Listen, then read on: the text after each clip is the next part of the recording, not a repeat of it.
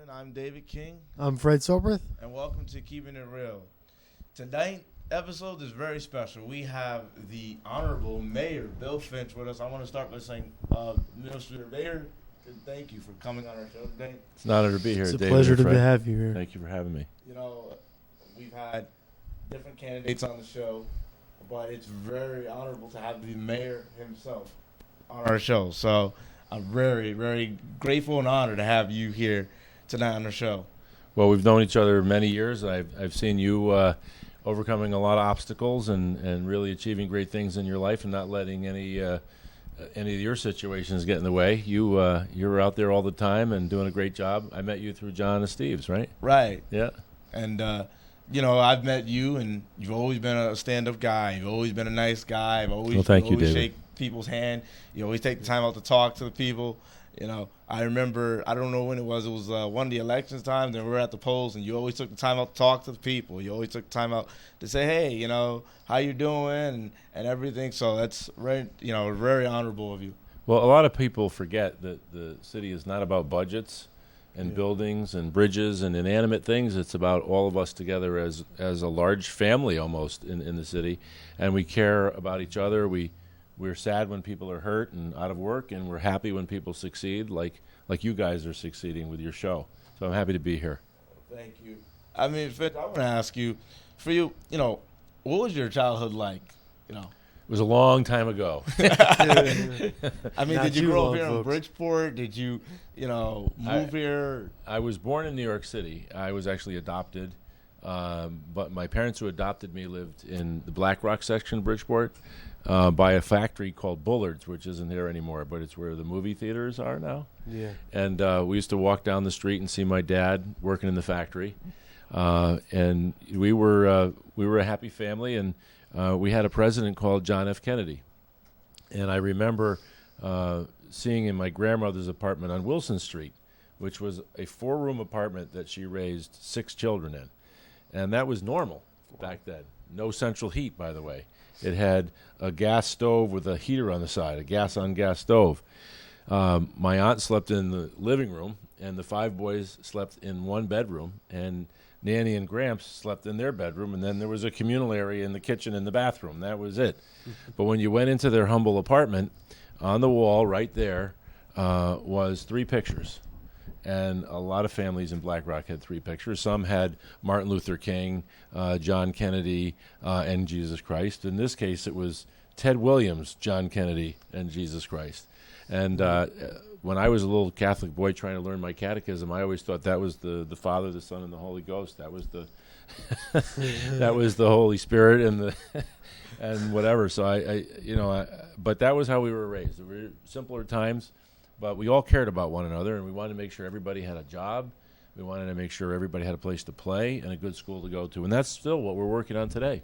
Oh, definitely. I mean, so as you grew up, were you just inspired by maybe a politician or a president, or you just said, I want to try my hand in politics? Well, I think, you could sort of take away from that story that John Kennedy was my role model, and he still is today. He was a really great leader. He did things that were way ahead of his time, and he did things that now we're still really starting to do like civil rights. He was the first president to openly talk about giving African Americans equal rights on a real basis, not just stopping slavery, but actually making sure everybody had equality in the ability to go on the bus at the same seat and at the restaurant at the same kind of seating, and not have prejudice in all of our commerce, which was really important to do. And then that was 1964. In 1965, when I was only 9, we passed the Voting Rights Act, which meant that people couldn't be discriminated against in their voting, and everybody would have a right to vote. So, it was very exciting times. It was times that were very, very idealistic, and it's hard to imagine many people my age not being enamored with John Kennedy. Most people still are that are our age. So that's how I got involved with politics. And well, he was the youngest U.S. president in history. He was the youngest to be elected. But Teddy Roosevelt was actually a little bit younger by a couple months, but he took over when McKinley was assassinated. But John Kennedy was the first one, the youngest one to be elected. You're right. For me, I was a big fan of Theodore Roosevelt. Oh, I was a big fan of him. We have a school right around the corner named after him. I was a big fan of him. I mean, because of the simple fact that he had a disability, but that did not stop him. A lot of people didn't know he had a disability because he never said, "Oh, well, because of my disability, I can't do this and that." He always overcome that challenge. And the one thing about him, he was president at a time where he really couldn't fix it as much as he could give people hope.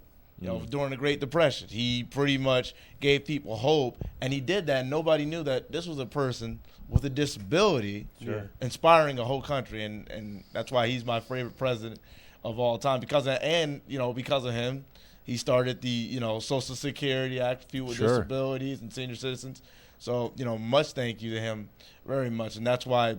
Because of people like him and yourself, I always try to give back to my community. That's why you see me a lot out in the community, encouraging people to vote. Even if you have a disability, get out and vote. The absentee balances. There's, all different ways to vote. Every vote counts. Definitely. It's very important that people hear that message, whether they choose to vote for me or any of the other 4 candidates. It's really important that people vote so that we can have better schools, more job opportunity, and the like. So what do you plan to do for the city of Bridgeport? Well, we want to continue a lot of what we've done. We came in when the economy was down and we weren't getting private investment because of the corruption. We were able to get investment back into Bridgeport. We were able to get Steel Point started, open up Pleasure Beach, begin the plans for a second train station, to build about 1,000 units of new housing, with 2,000 more units ready to go. So we want to see those 2,000 units built in my next term. We want to see Steel Point built. We want to see a second train station started and build some more new parks. If you look around the city, one of the things our youth need is more opportunity to recreate on basketball courts and playing fields and boys and girls clubs and things like that. So we've been very dedicated to making sure that happens, making sure that there are summer jobs. There are more summer jobs this year than there have been in the past. Very important. I was just about to say that, the biggest thing with the young, is, of course, finding, employment, even if it's just for summer, because, some people go, to school, they go away for the summer, or, whatever the case may be. But I think jobs would eliminate a lot of the crime that's been going on. And I know you've been working hard with all the crime that's been happening, what's going on. And I know that's a big concern to you as well. Well, I have 4 boys. 2 of them are about you guys' age, and 2 of them are younger. And one of the things a parent always worries about is their own kids, right? So we've taken an aggressive stance against crime. We have some of the lowest crime rates we've had in 40 years. But we got to do better, because if you're the victim of a crime, you don't really care about statistics, right? You care about what happened to you. So we want to make sure.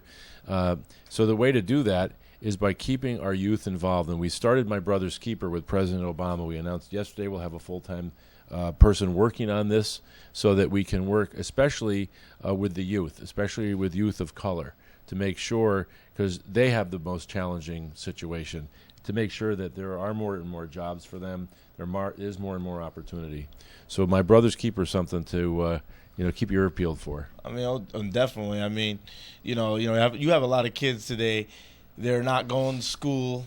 They're home. They're like 18, but they're home. They're not going to school because they're on drugs or because, their families can't afford this and that.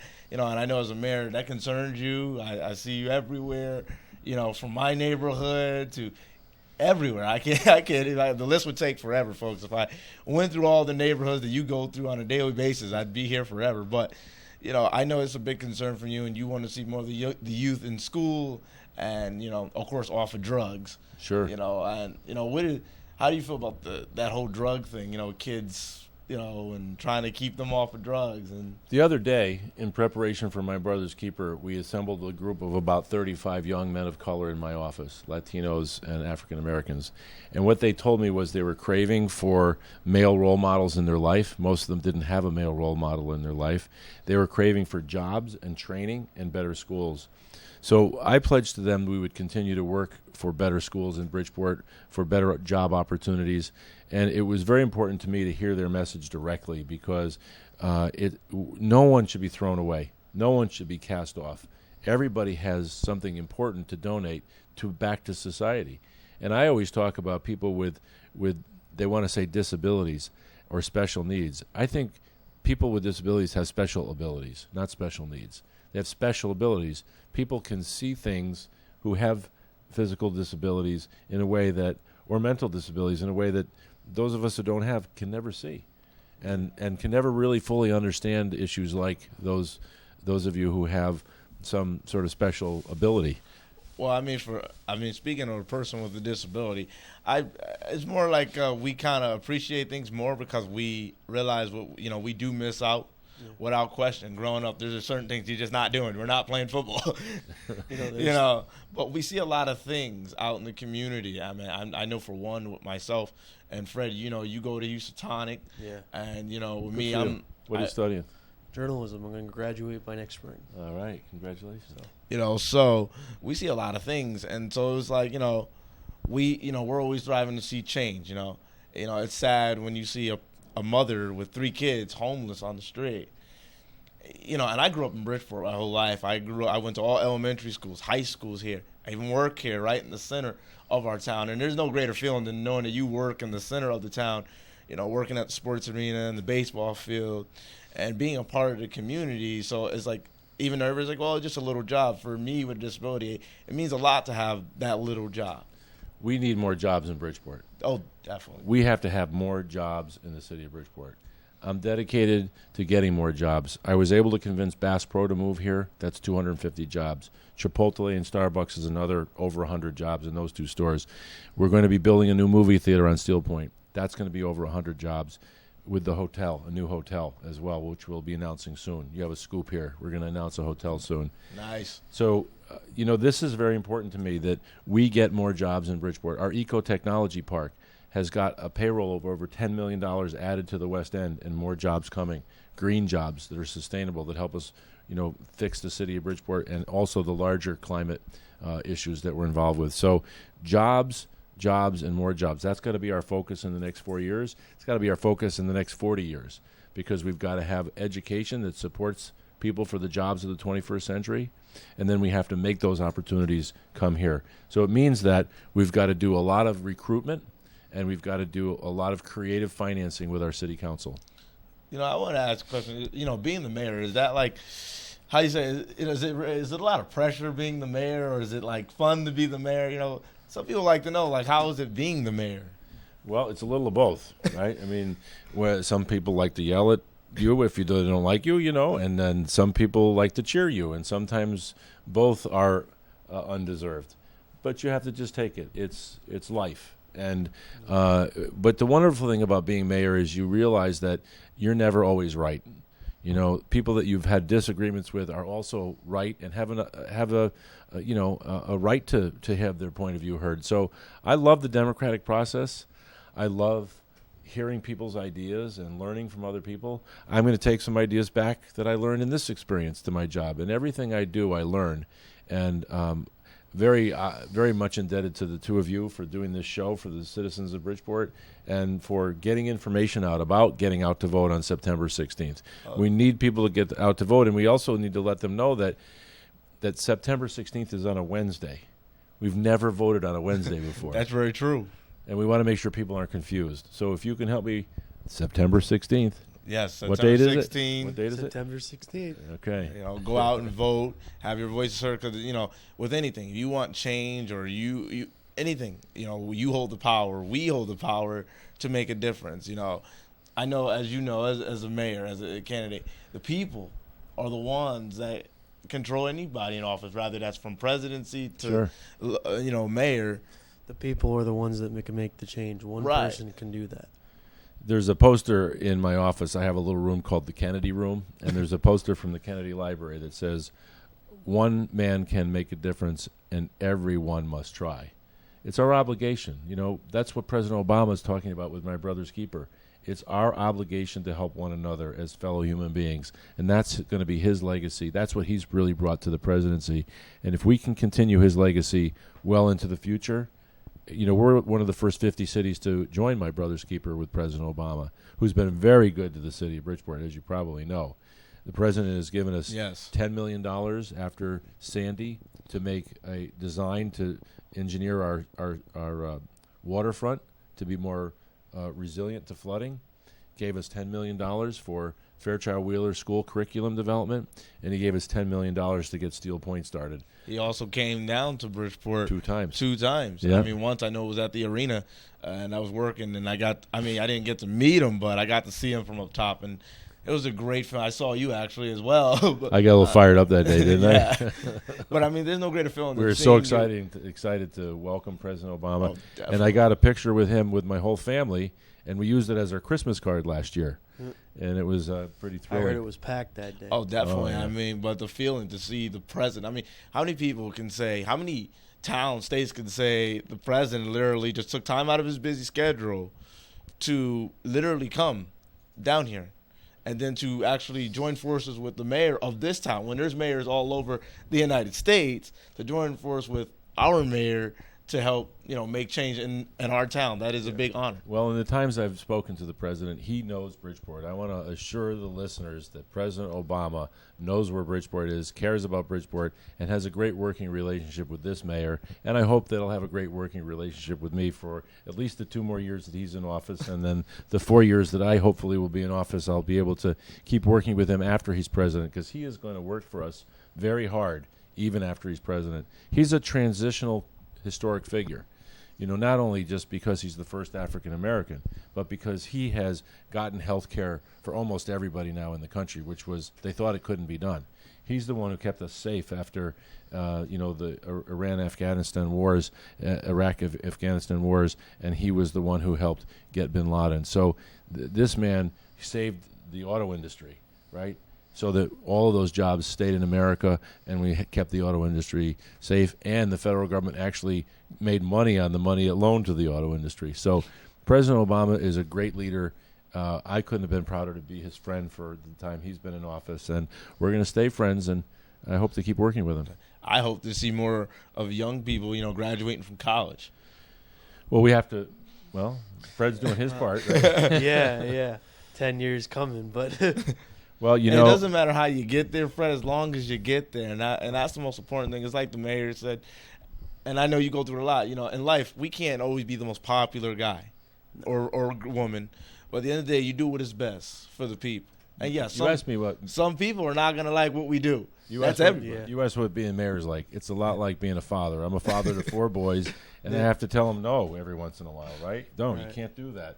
And then other times you get to do fun things with your kids, and that's what mayor's like. There's ups and downs, but it's all about making sure our city moves forward. We have jobs for our youth. We have more summer jobs. We open up the Boys and Girls Club. We build all these new athletic fields around the city. We build new basketball courts, splash pads. It's been hot. We haven't had one fire hydrant open this summer because we built 11 splash pads. That is awesome. So we're working with our youth, and we're keeping them out of trouble, and we have things like Street Safe and Project Longevity that are reducing youth going to violence and really making a difference in young men's lives, such as yourself. Well, like I said, it also plays a part when you have the mayor literally that gets involved with the people, not just sitting in his office and say, hey, I'm the mayor. That's literally out there with the people. That's literally, shaking people person. He I've cares about seen the you people. in the rain and the snow, and you always take time out to shake my hand and everything, So it's great. As a matter of fact, you invited me, I think, a couple of times to come to your office, Come down. You're more than welcome. Come see the Kennedy Room. We did the St. Patty's Day parade. I don't know if you know, Dave. Oh, yes. And the first person to shake our hand was Mayor this man Finch. right here, Mayor Bill Finch. I'm in the St. Patrick's Day parade. I remember.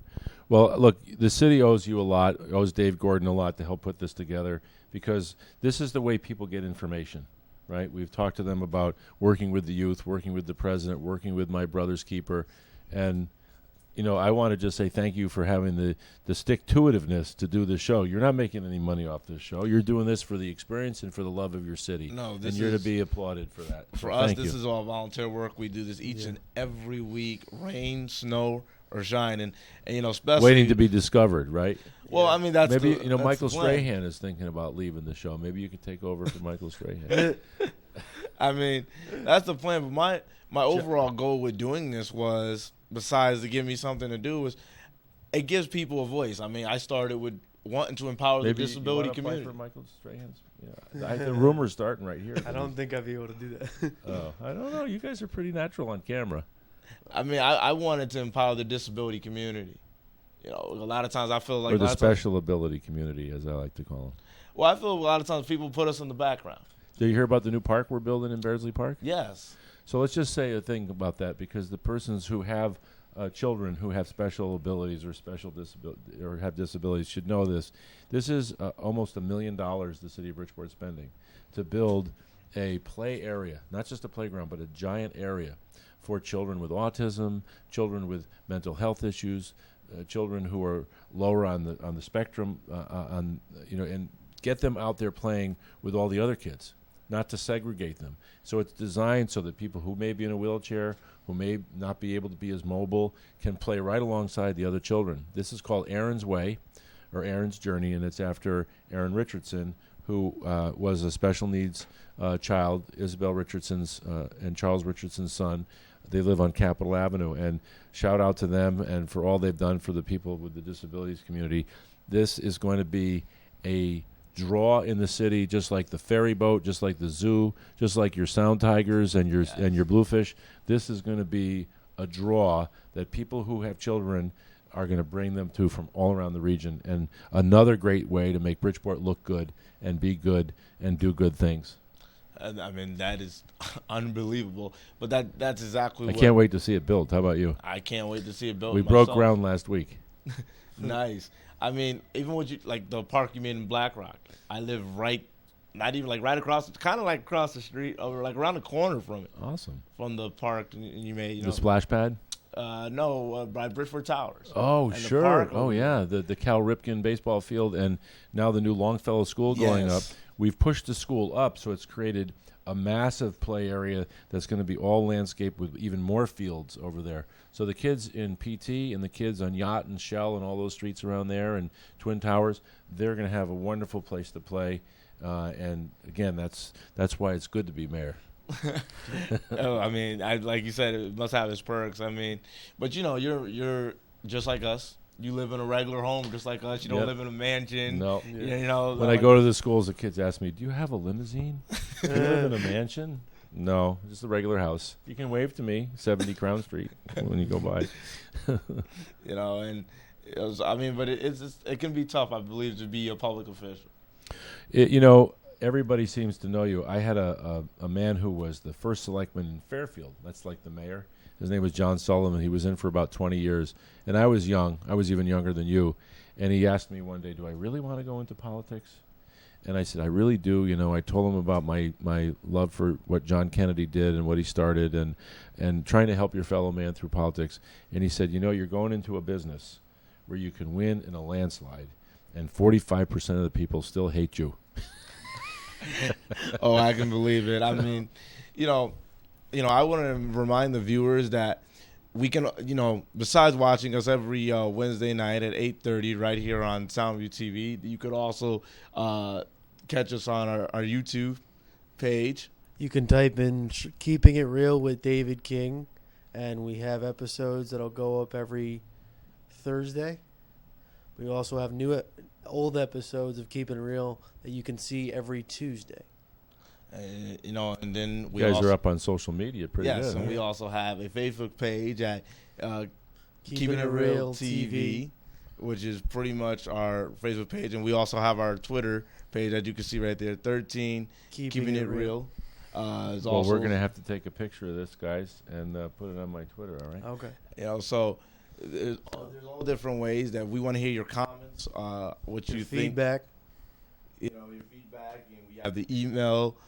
You can comment how you like the show, what you would like to see going forward on our show, what you would like, even if you want to talk about the community and what you would like us to cover in the community. I'll be more than grateful to get back to you guys and hear your comments. I'm sure Fred wouldn't mind. You guys can email us at any time, and we'll try to get back to you as soon as we can. You guys are the mayors of Keeping It Real. Well, I started the show. I started this show 2.5 years ago with the goal of empowering the disability community, and I've just gotten love from not only the disability community, but from people who are not disabled as well. And I thank you guys each and every time, every night, from watching our show every week. Here. Exactly. Without the people, we wouldn't be here. Yeah. Without the people, the mayor wouldn't be here. So we encourage you to get your vote out. We appreciate you supporting all of us for what you do out there, and the men and women who make the country safe, the men and women here who make our town safe. You know, our firefighters, our police force, our EMTs, you know, they play a big role. They do. You know, and they get forgotten about too. You know, they're running out here at 3 a.m. because somebody had a heart attack or there's a fire or something happened. You know, they deserve a lot of credit. They really do. We have one of the best fire departments anywhere, and our police department is full of brave men and women who keep us safe. So thank you for mentioning them. We never say thanks enough to our uniformed public safety officers.